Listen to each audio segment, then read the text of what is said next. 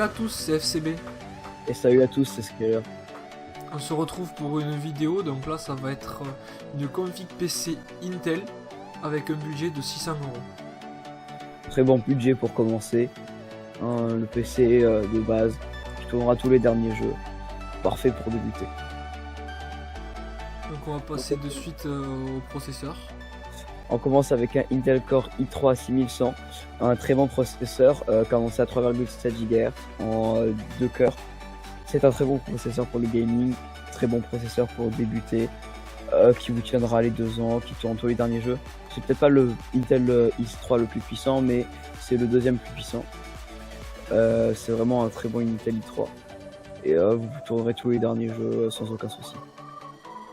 Ensuite on va passer à la carte mère. Donc au niveau carte mère on est parti sur la MSI B150 PCMate, donc c'est une très bonne carte mère au socket 1151, donc un socket assez récent qui a été créé pour les processeurs de type 6000, donc le 6100 ainsi qu'au-dessus. C'est le socket encore d'actualité parce que les nouvelles générations de Intel, les générations 7, sont compatibles, sont 6100. C'est une carte mère ATX que vous pourrez garder longtemps, que vous pourrez upgrader votre PC et qui supporte de la DDR4. Au niveau de la RAM, on a pris de la Ballistix en 2x4 Go, canon 7 2400 MHz, de la DDR4. C'est parfait, c'est ce qu'il faut aujourd'hui pour du gaming, pour même tout type de jeu, c'est ce qu'il y a de mieux. Vous tournerez tous vos jeux avec cette RAM, j'ai rien d'autre à dire. Ensuite on va passer à la carte graphique. Donc au niveau carte graphique on est passé sur la MSI GeForce GTX 1050 en 2 Go, la version overclockée.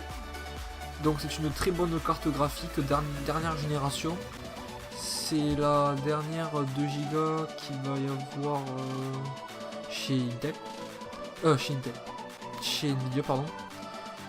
C'est une très bonne carte graphique pour le prix. C'est la remplaçante de la 750 Ti, car on part sur des budgets à peu près similaires, mais avec des performances qui n'ont rien à voir. Alors au niveau du disque dur, on part sur du classique, c'est le disque dur de base, c'est le Seagate Barracuda 1 Tera, 7200 tours minute, c'est ce qu'il y a de mieux, 1 Tera c'est ce qu'il y a de minimum. Aujourd'hui un jeu ça pèse 30-40 Go, c'est ce qu'il y a largement suffisant, vous pourrez installer sans vous poser de questions et c'est ce qu'il y a de mieux aujourd'hui. Ensuite on va passer au boîtier. Donc au niveau du boîtier on est parti sur le Bitfenix Nova. Donc l'avantage du boîtier c'est que c'est un PC moyen tour pouvant accueillir des cartes mères ATX, micro ATX et mini ATX. Ce boîtier est très sobre, il n'est pas trop gros. Il existe en 2 couleurs, en noir et en blanc. Et il existe aussi en version fenêtrée. Il n'est en plus pas très cher et très sobre. Au niveau de l'alimentation, on est sur une LEPA MX F1 550 watts. C'est largement suffisant, ça tourne. On peut utiliser tous les processeurs, toutes les cartes graphiques sans que ça soit sous-alimenté, largement assez de puissance, tout tourne à peu près à 300 watts. Faut toujours avoir une marge de mieux de 150-200 watts et on est largement dans ces eaux-là. C'est ce qu'il y a de mieux, c'est ce qu'il y a de vraiment bien sur cette alimentation. Donc voilà, c'était la configuration du PC à 600 euros chez Intel. La configuration AMD arrivera bientôt.